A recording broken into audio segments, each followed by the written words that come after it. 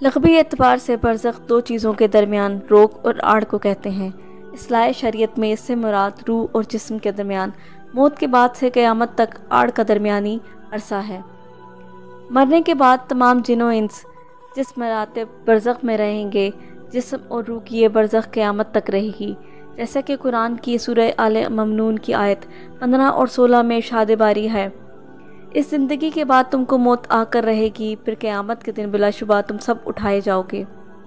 عالم برزخ کا کچھ تعلق دنیا کے ساتھ ہوتا ہے اور کچھ آخرت کے ساتھ۔ دنیا کے ساتھ تعلق اس طرح ہے، جب انسان مر جاتا ہے تو اس کے عزیز و اقارب میت کے ثواب کے لیے صدقہ اور خیرات اور ذکر و اذکار کرتے ہیں، اس سے میت کو ثواب پہنچتا ہے اور راحت اور آرام ملتا ہے۔ آخرت کے ساتھ تعلق اس طرح ہے کہ جب عذاب یا آرام برزخ میں شروع ہوتا ہے، وہ آخرت میں ملنے والے عذاب یا آرام کا ہی حصہ ہوتا ہے۔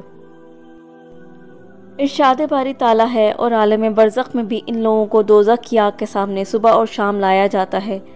مرنے کے بعد نیکوں کی ارواح علیین میں اور بروں کی سجین میں جاتی ہیں۔ علیین ساتیں آسمانوں میں نیکوں اور سجین ساتویں زمین کے نیچے بروں کا ٹھکانہ ہے۔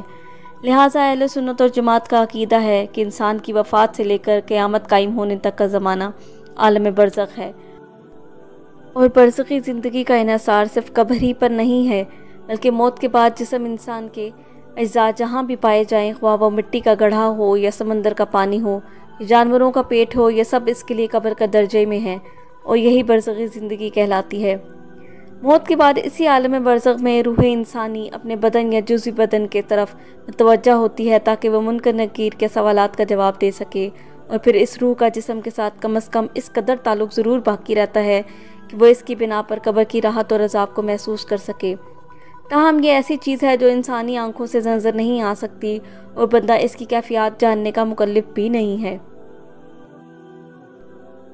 قرآن مجید میں سورۃ المومنون میں ارشاد فرمایا گیا ہے کہ یہاں تک کہ جب ان میں سے کسی کو موت آ جائے گی تو وہ کہے گا، اے میرے رب، مجھے دنیا میں واپس بھیج دے تاکہ میں اس دنیا میں کچھ نیک عمل کر لوں جسے میں چھوڑ آیا ہوں۔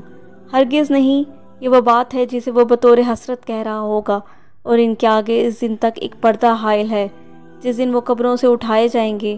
اس آیت مبارکہ سے واضح ہوتا ہے کہ مرنے کے بعد دوبارہ اٹھائے جانے کے درمیان کا زمانہ عالم برزخ کہلاتا ہے۔ علماء کرام عالم برزخ کے متعلق بتاتے ہیں کہ یہ ایک جہاں ہے جسے اللہ تعالیٰ نے قیامت سے پہلے تک کے لیے بسا رکھا ہے۔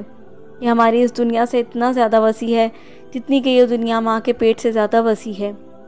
اس جہاں میں ایمان و کفر اور اطاعت و مصیبت کا اثر آنکھوں سے نظر آتا ہے، یعنی وہ چیزیں جو ہم اس دنیا میں نہیں دے سکتے، عالم برزخ میں وہ چیزیں ہمیں نظر آئیں گی، جن میں ہمارے اعمال بھی شامل ہیں۔